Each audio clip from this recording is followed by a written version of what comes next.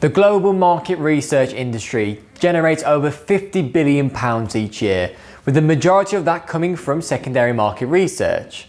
But what exactly is secondary market research?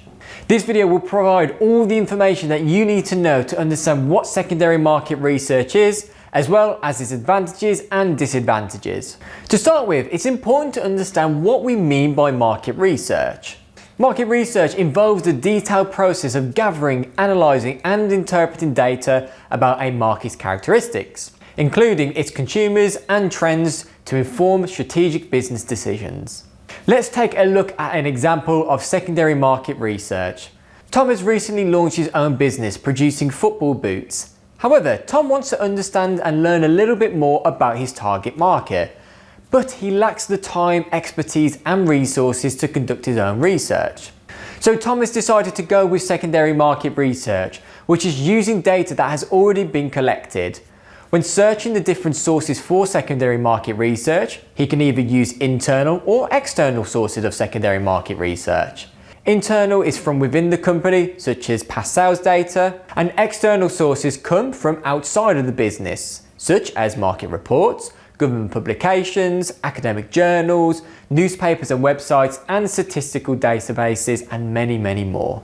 However, before exploring why relying solely on generic secondary market research might be a disadvantage for Tom, let's first of all consider the advantages of using secondary market research. Firstly, since Tom lacks the time and budget for conducting his own market research, secondary market research offers a significant benefit. It's quick to obtain. A few internet searches can grant access to analytics that have taken organisations a large amount of effort to collect, analyse and present the data. Furthermore, the majority of secondary market research is freely accessible, making it a cost-effective method for a startup to gather crucial information. Additionally, organisations collecting the data for secondary market research often have access to substantial amounts of finance and resources. For instance, the government regularly releases data for public use. Comparing Tom's startup business to the government highlights a big difference. The government has a lot of money and more resources at its disposal for data collection, which Tom would find impossible to match. Therefore, secondary market research can offer insights that might not be achievable through primary market research. However, there are several disadvantages associated with using secondary market research.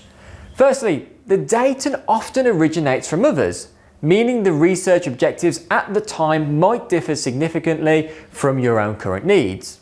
For example, Tom might be interested in understanding the needs and preferences of teenagers who play Sunday League football, whilst the existing market report may focus on adults aged 25 to 30 who play Sunday League football, and possibly with an entirely different research goals and objectives.